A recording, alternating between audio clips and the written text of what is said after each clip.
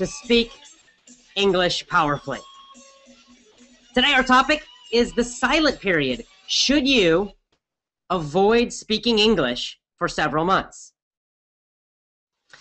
Now, I remember when I was sitting in a class in Bangkok, Thailand. There were two teachers, and they were telling a funny story. One of the teachers was like a stand-up comedian. He was pacing, walking back and forth in the class, doing all these crazy faces, running around, acting like a crazy man, like a madman.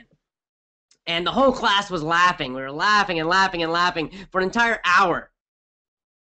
It was like watching a stand-up comedian perform. And it was very enjoyable, extremely entertaining. But the amazing thing was, it was 100% in Thai, meaning in the Thai language. This was a very unique, a very different experience for me as a language learner and as a language teacher. I was a student in the AUA Thai language program in Bangkok. And the special thing about this program is that they use a listen-only approach, meaning there's a long silent period for the students. Students do not speak Thai for many months. Instead, what the students do is they go and they just listen to teachers tell jokes, tell stories, play games, just basically entertain you and have fun in Thai, in simple Thai. And this had a big effect on me. I realized that this had some great advantages, that there were many things about this kind of approach that were good. Now, the Thai language program at AUA used two teachers, co-teachers. So there were always two teachers so that they could talk to each other in Thai while the class listened. This was also a very effective method and very interesting. I think the best thing about the method for me was that it was very low stress. Thai can be a very difficult language for foreigners to learn, especially people coming from European languages. In Thai, pronunciation is especially important. It's very important. It's a tonal language like Mandarin or Cantonese. And because it's a tonal language, if you get the pronunciation wrong, you can totally change the meaning of a word. And one of the advantages of this long silent period, according to David Long, the director of AUA, and his predecessor, the man who started this program, Dr. J. Marvin Brown, according to them, the best way to sound like a native speaker is to have a long silent period. So let's talk a little more about this idea of a silent period. A silent period is something that naturally happens with language learners. In other words, when you're a baby, when you were a baby, you did not immediately speak. If you watch a baby, of course, you realize they do not immediately begin to speak. On day 2, they do not say, "Hello, how are you?" Right? And parents, of course, do not try to force them to speak. We all understand that babies don't speak, that they need many months of listening before they will start to speak. And that period of just listening, of only listening for a baby, is called the silent period. Now, they're not totally silent. They make noises, blah, blah, blah, blah, blah, blah, blah, but they don't say any words. What's interesting, however, is that during the silent period, while the baby is just listening, they begin to understand the language. And we know this because we can say things to them and they will react, and they will react correctly. It's quite interesting. So the point is that the natural way to learn language is to listen, listen, listen for many months without speaking, to gradually understand more and more and more of the language. And then as you understand more of the language, you will reach a point where something happens in your brain. We don't know. Nobody knows. linguists don't know exactly how this happens or why, but at some you understand enough, and then you will spontaneously, without forcing, without effort, start to speak. Now, in the beginning, how does this happen? It just one word comes out. So again, with a baby, we think about a baby. What does a baby usually say first? Something like mama, daddy, dada, something like that, right? Depends on the language. In English, it's mama, mama, daddy, dada, dada. Usually, they can't even say daddy; they say dada. Again, we have a few important points here. One of the important points is, oh, good, we have our guest is here. David, I'm just starting now. I'll get to you in a second. So one of the important points is that as the baby learns, that the baby will come out with just like one word or two. And then once the baby gets more comfortable, the words will get more and more correct. And sorry, our guest is here now, so let me get our guest to join us here. Our guest is David Long from AUA, who I just mentioned, AUA. So he's the director of the AUA program, the AUA Thai program. And just a second, let's see if we can get him on here. David, hello, can you hear me? Okay. David, hello. Hello. David, hello. Hi, how are you? I'm good. How are you doing? I'm good. How are you doing? All right. Sorry for the technical problems here. Okay. So, my video is going to be pretty poor quality. I'm holding the phone in my hand so I can make this work. Okay. No problem. No problem. All right. Can you tell me just about your early experiences learning Thai yourself? Okay. My experience learning Thai, right? Yes. In what respect? You want to narrow that for me a bit, or when did you start first learning Thai? Like when you came to Thailand, when did you? What was your? Did you go to a class? Did you just do it, learn it on the street? What was your first experience? Okay, right. So yeah, when I moved to Bangkok, I guess I knew that I needed to do something, and so I looked around for a school, anything that would be different from my experience studying languages before. I did. Oh, and we unfortunately just lost our connection. So David is in Bangkok right now, and he's having some difficulty with his connection. So sorry about that. We'll see if he connects back, we'll talk to him some more. So I was asking him about his early experiences with Thai because he learned with this system. He learned with a very long silent period. The program in Thai was started by Dr. J. Marvin Brown, and David was one of his first students. So David first learned using the method, using a listen-only approach. We'll ask him how long his silent period was, but I believe it was 6 to 12 months where he only listened to Thai and did not speak it at all. Interesting. And then later, David, when Dr. J. Marvin Brown died, David Long, our guest, took over, and he became the director of the program. So let's see if we can get him to get this to work, and hopefully he'll be back with us. But in the meantime, let me just continue about this idea of the silent period. So the silent period is a natural phenomenon. It's something that happens naturally. And again, an important point, I was talking about babies. When babies first start to speak, they're not perfect, of course. So even though they might say dada, which is not a correct English word, everybody knows they're trying to say daddy or dad. And so the parents become very happy. Yay, they said daddy, dada. And everyone gets really happy, and so the baby's happy.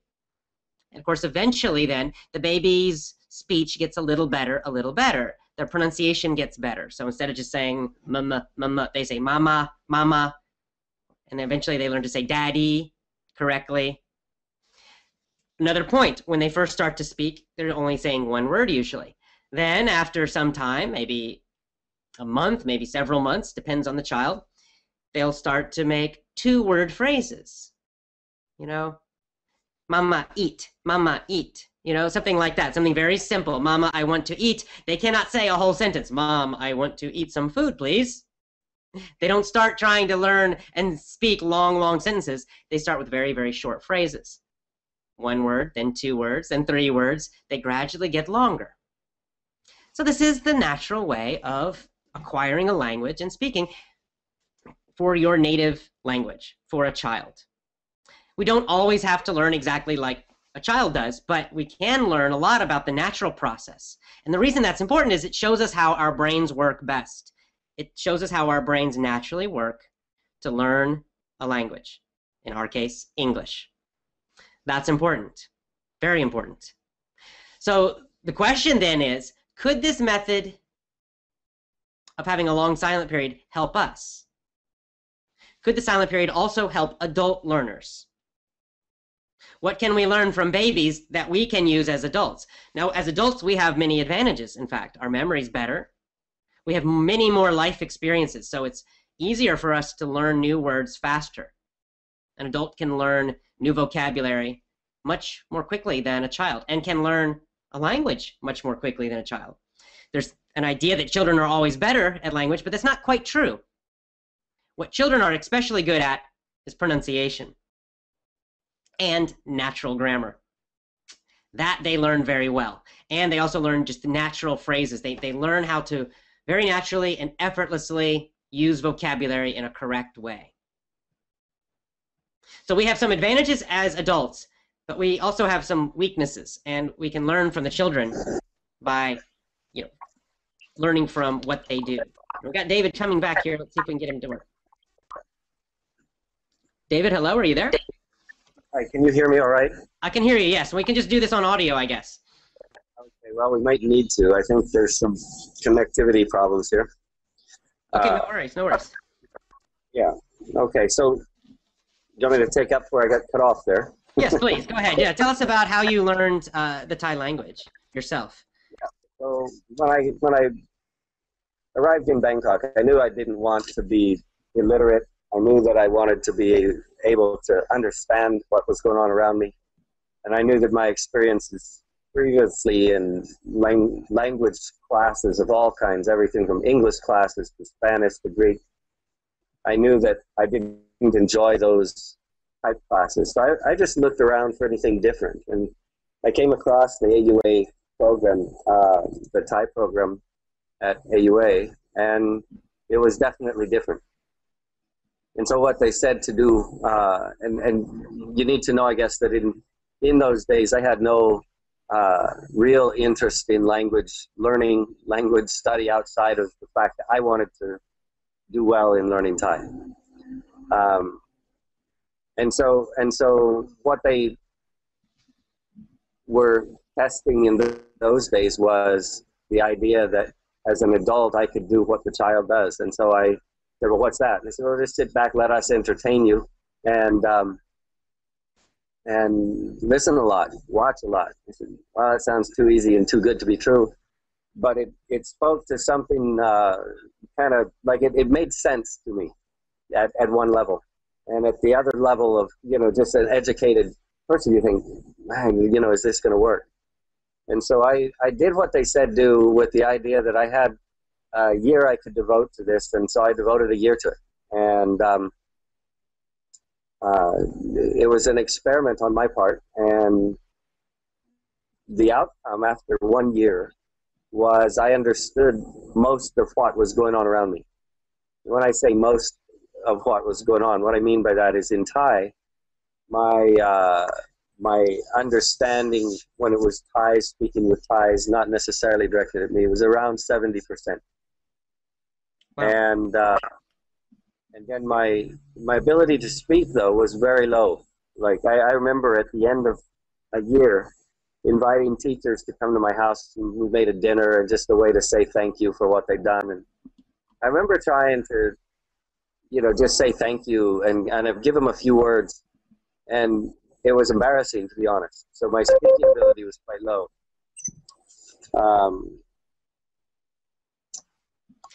I didn't try to analyze that a whole lot. What made sense to me at that time was that my speaking ability would naturally follow my listening ability.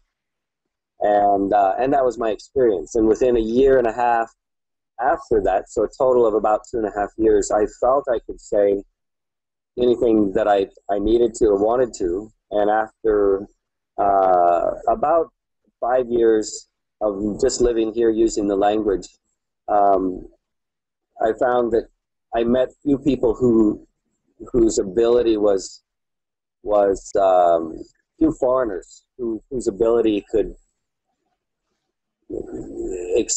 out express me, you know, in a sort of a natural way. I meet a lot of people who are educated in Thai language beyond myself, so I'm not a Thai scholar by any means. Yeah. And so you had so this, and if you could talk a little more, you know, you're famous, AUA's famous, and ALG's famous for this silent period, this emphasis on listening. So you had a year, and at the end of a year, you know, you were just starting to speak, basically. What was that like as a student? Well, I guess what made sense to me as a student, and I know that you know, it's very deeply ingrained kind of for most people that to be able to learn a language, what you've got to do is work at speaking. But I wanted to be an effective speaker, but I also understood at sort of a more human level, if I couldn't understand what people were saying to me, then there was no real reason they would listen to me either. I wasn't trying to give up and get up to give speeches to people who were just listening. I wanted interaction and conversation. If I couldn't understand what people were saying, then what was the point in them listening to me anyway? And so for me, it was not a question so much of do I need to try to say something, as much as you know, when I do say something, I think it's equally as important, or maybe more so, to understand them first. So, you know, from the standpoint of, first of all, I'm, in my own mind, not a very good language student based on past experience. And then secondly, this was pretty much the only alternative. There wasn't many options out there. All the other schools were doing a very traditional kind of practice, test, you know, repeat after me kind of thing, and I wasn't interested in that. So, you know, it wasn't very hard to convince myself that, you know, I didn't know would this work, but it made sense. And so I just did it. They said, don't talk, so I didn't.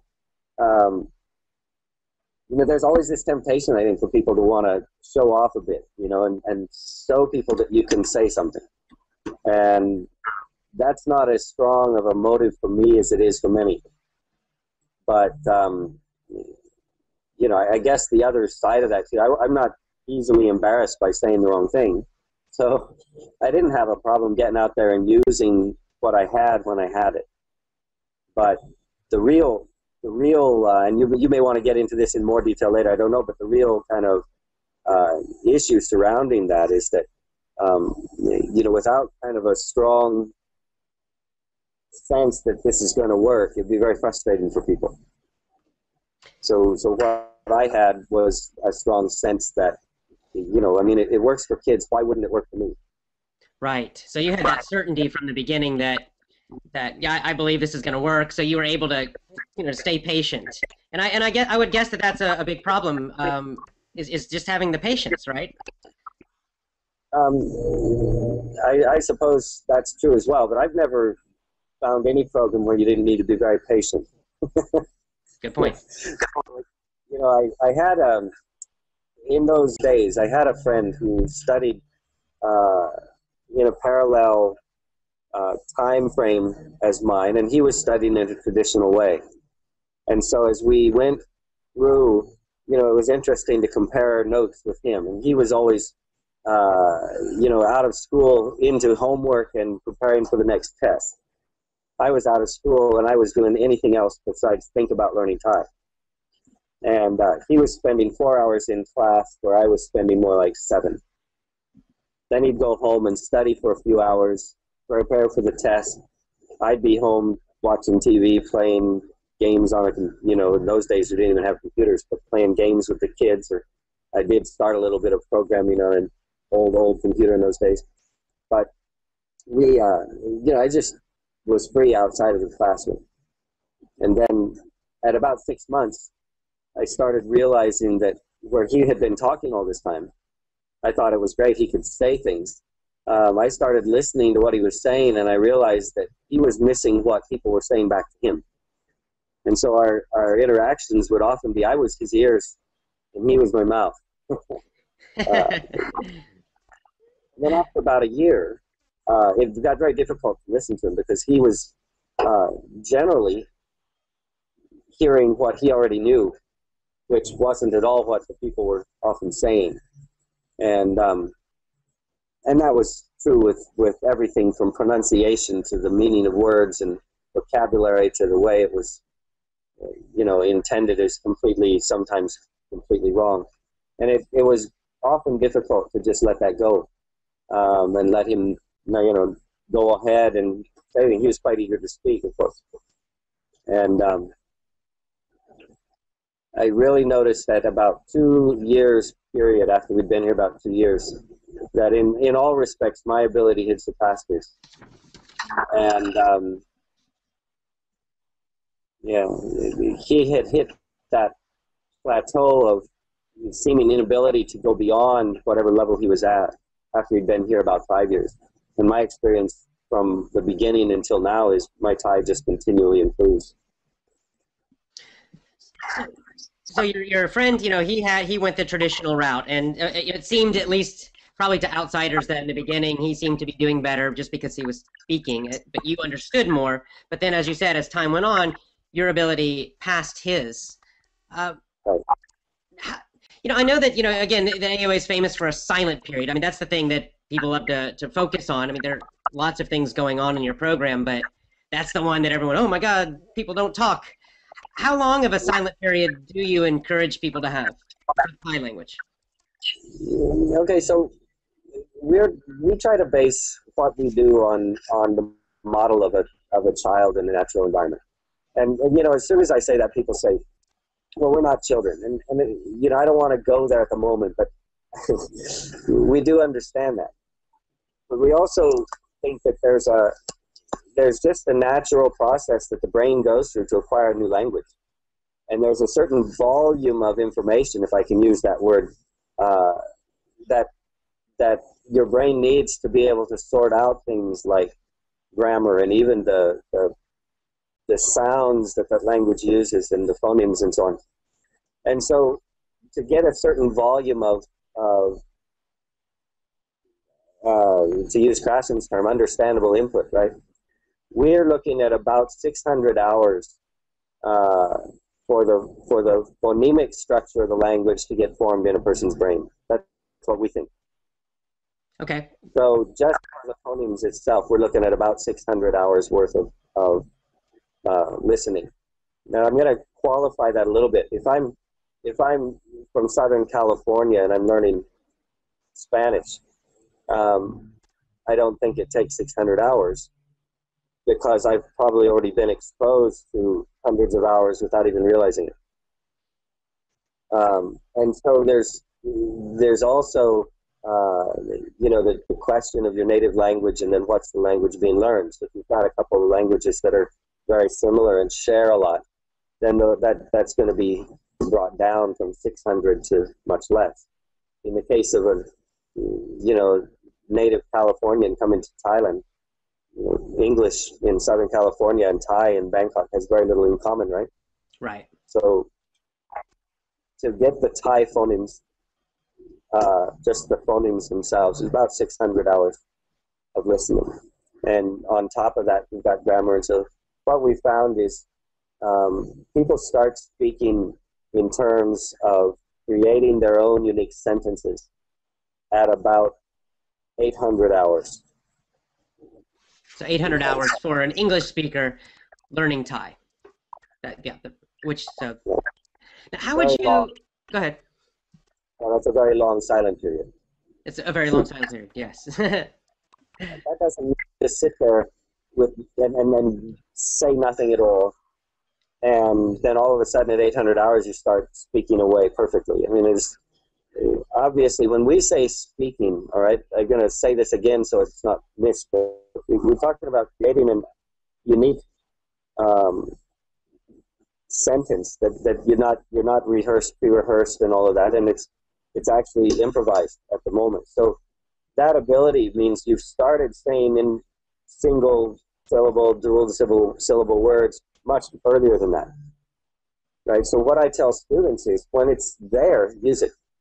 Don't try to say, well, I'm not at 800 hours, so I've got to just shut my mouth. An example of that in the classroom, when a teacher is speaking in Thai, and you've heard a word like Thai or my Thai from day one, both grammatically and in every respect, that's very quick and easy to get.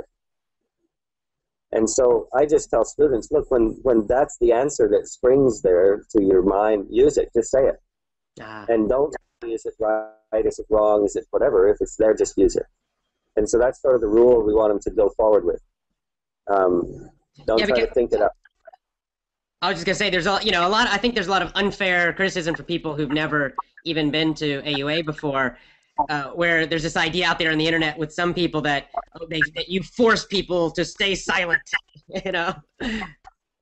Sure, and it's a difficult thing to communicate because it's not all that quantifiable. I mean, it's like asking the doctor when you've got a new baby, when's my child going to start speaking? And there's no way to say that. But what we know is there's a normal period of time, and about between 18 and 22 months, most kids start speaking their native language, right? But, I mean, some kids can go 3 years. Mm-hmm. And so when we're talking about a language school, people want to know, when am I going to start speaking? And it's very difficult to say, well, at some point in the future. Yeah, right, when you're ready. Yeah, that's... There's a bit that goes into that, but what we have seen is that there's basically two ways of thinking about speaking, and this makes it perhaps easier to consider. One is you speak from what just flows naturally to you. So in the same way you're using English now in this conversation, we're not thinking about the words. Hopefully, we're not thinking about the language and the grammar and what's this word mean until we can't think of the word we want, and then we stop and think and language gets in the way, sort of. And that's very much natural, and it's improvising as we go, and it's always going from our meaning into these words that hopefully carry that meaning to you, and vice versa. Right? So that's the natural way we use language. And then there's this forced way that we learn it in a school setting or in a classroom setting where we're doing a lot of memory work, and we're putting in a lot of effort. And a lot of people who study a second language that way talk about for years how tiring it is to have lengthy conversations in that language because it's just mentally exhausting. And that's one of the results of the learning method we feel. So like in my case, I can go for weeks in Thai and never realize that I haven't spoken English, right? And it's been that way for years. But the reason is that it all just was processed in a more natural way. So when I'm just quiet, well, I mean, what choice do children have when they go to a situation where they don't know the words? They look, they listen, they figure it out, and they use what sounds and what means they have to communicate. And so in a lot of ways, we try to find alternatives for students as well. Learn to communicate in nonverbal means, or, I would go and buy hardware at a hardware store by drawing pictures. Mm-hmm. If I need it, which is what I have to do most of the time if I don't know what it's called anyway. So even in English, right? It's a natural thing. If you don't know what this piece is called, but you need a new one, you take it with you. And you show it to someone who knows, you say, I need one of these. And, is that we don't think of that as language learning. But after you've replaced one of those in your house or in your car or whatever it might be, you've probably learned what it's called and a lot of other information language-wise around that. And so in every sense, that's what our language program is sort of based on, the same exact process. Another point I'd like to talk about or discuss with you. I know you've mentioned before that when learning this way that you don't really lose it. I'll give you a personal example. So I had I think about 600 hours with you guys. If I were to come back now after like an 8-year gap, would I be able to? Would I have lost? Would I have wasted all that 600 hours? Absolutely not. And we've seen this over and over and over again. What you'd find is that for the first few hours, you'd probably feel almost a bit rusty, perhaps. But the experience you'd have is just like this. You would come back to the classroom, or you don't need to be in the classroom. You just come back to Thailand, and you can even do this there, I'm sure. Just get into some conversation with Thai people. And the words they use will bring you back to your experiences in our classroom and outside of it in your lifetime here in Thailand. So this really hones in on why the program works. And it isn't about our program. It's just the natural way people's brains work and take in information and make language out of it. Mm-hmm. But it should be easy for you to go out into a Thai setting and even turn on a Thai radio or television, perhaps. And words will bring you back to 8 or however many, 9 years ago, to situations that you experienced. And the magic of the brain is you don't forget stuff. Now you'll forget a little bit. There's the things that don't impact you much get lost quite quickly. But it's amazing how many experiences we recall.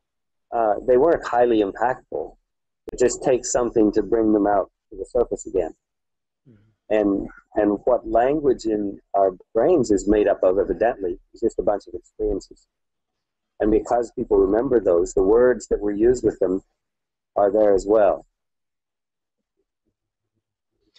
It's easy. How would you recommend someone use this, take this approach? Let's say they don't have a program like AUA.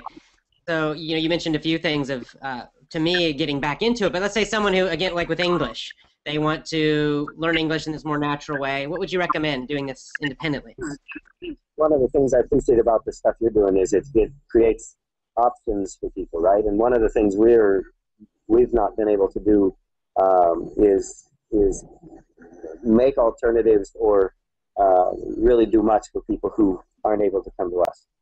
And if you look at what children do, and many adults who travel just for fun and not even to learn a language, they pick up language everywhere they go. And they do that by getting into interactive situations and just being open to them.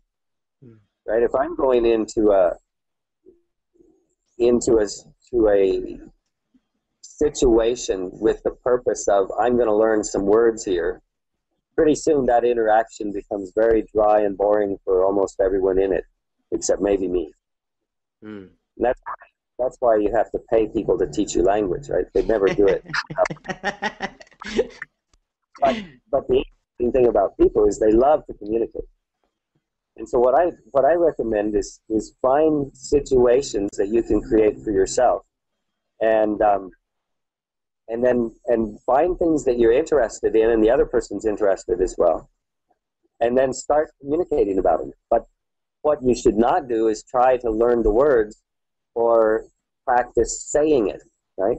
Let the focus of that interaction be the topic that's interesting, not the language.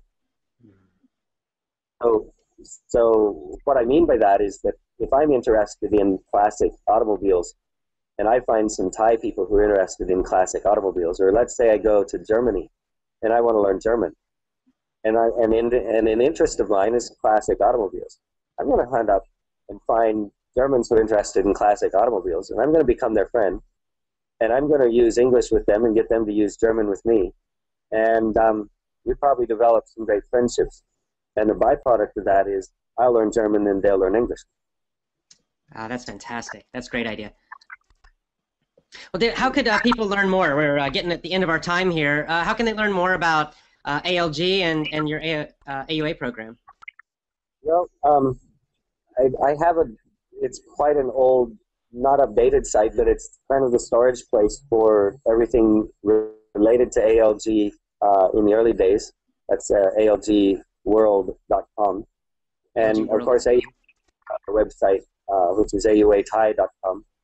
And that's probably the best starting point. But, we love to have people visit us and welcome, correspondence, questions.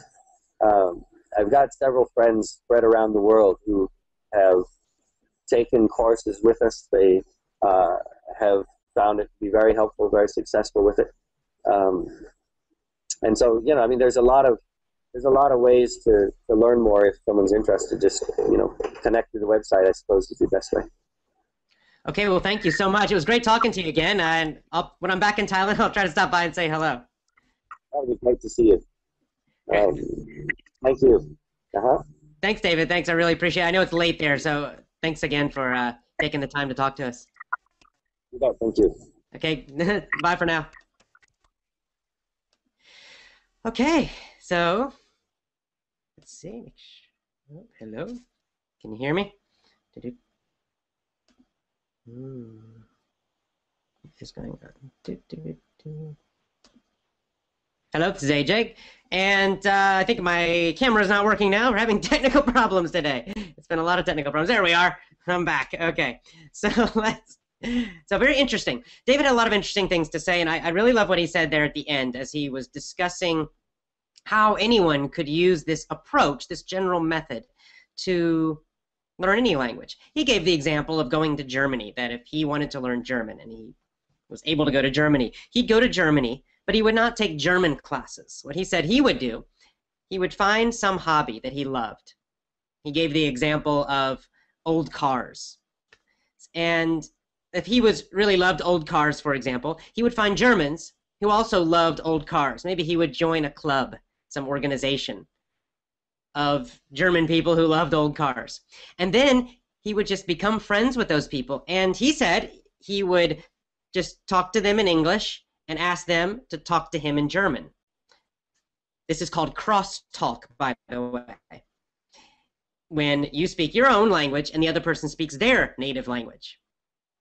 And he said, I wouldn't focus on the language. I just would focus on communicating, being friends, talking about cars and our hobby and having fun together.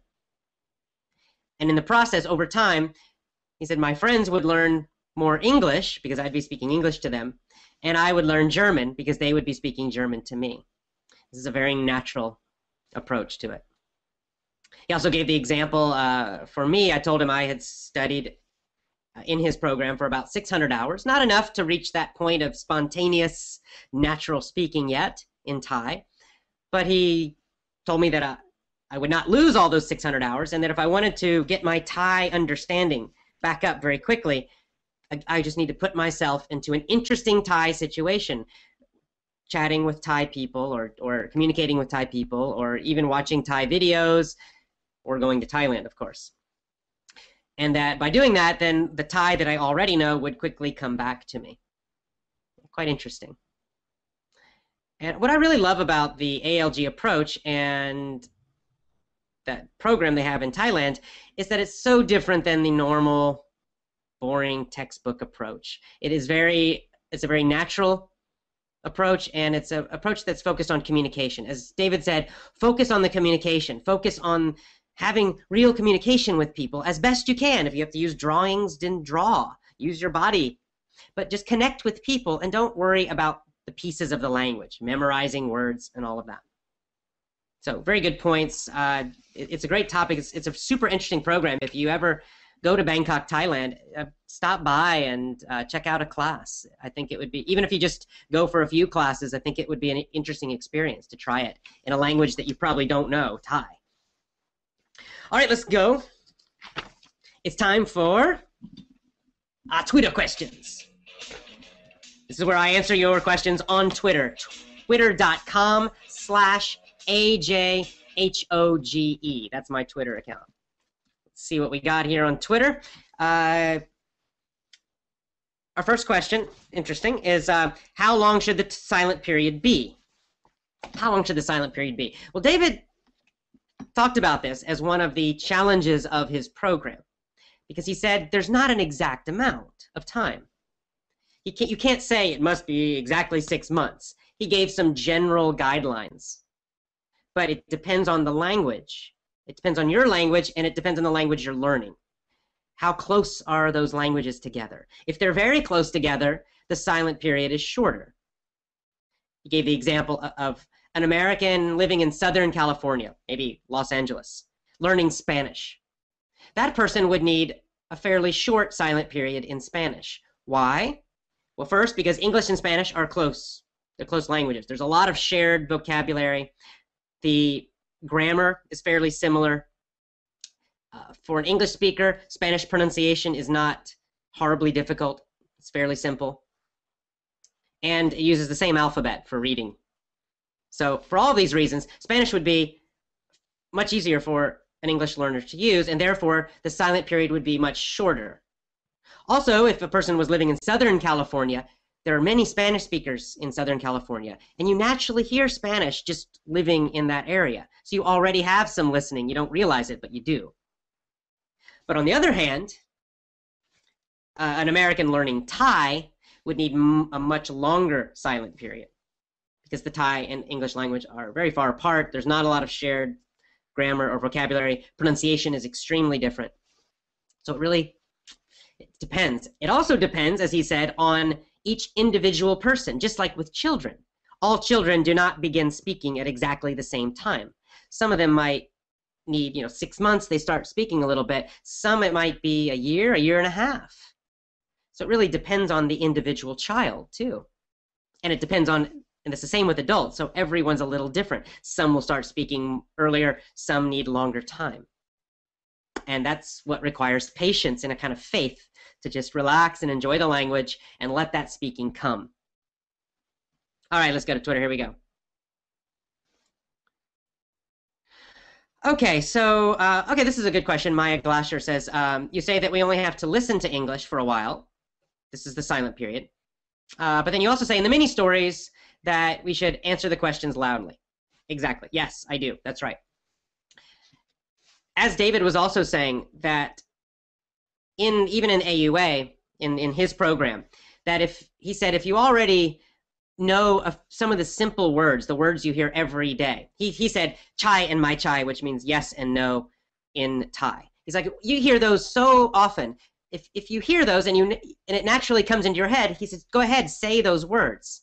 So when he talks about speaking, he's talking about longer, spontaneous sentences that are natural. They're not something you memorize. You just put them together in your head naturally and they come out effortlessly. That's what he means by speaking. So even during the silent period, you may be saying a few little simple words. Also, with effortless English, most of you are probably not a total beginner. You probably already have many, many, many hours of English listening. So you may not need a silent period.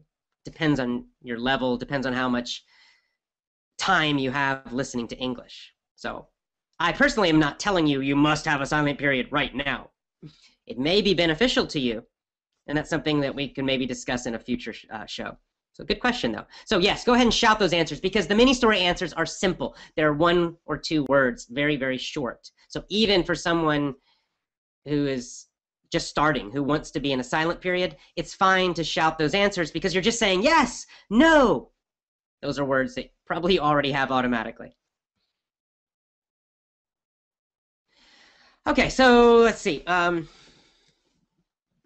Maestro says, AJ, the listen-only period works very well. Before I started to use your lessons, I just listened to your podcast for 2 months. Great. See, that's a great example of a silent period and an easy way to do it for you. You could start, it doesn't have to be 600 hours or 800 hours or 1,000 hours. Don't worry about numbers. You might just relax for a while when you're first starting with effortless English. Just relax, and for a few months, just focus on listening. You could listen to these shows, you could listen to the podcast, and just focus on listening only. And then when you're feeling more relaxed, you can start speaking. It's up to you. There's no hard rule. All right, we're very long today, very over our time period. Some of the technical problems made our show go kind of long today, so I'll take one more question, and then we've got to go. Okay, so Owen Il Maestro again says that my silent period was almost 3 years total, and that people often say that my pronunciation is very good. David Long didn't talk about this, but I believe that one of the big advantages of a long silent period is that you will have better pronunciation. By focusing on listening only, or listening mostly, we could say. It's okay to shout a few little words, but mostly focusing on listening, listening, listening.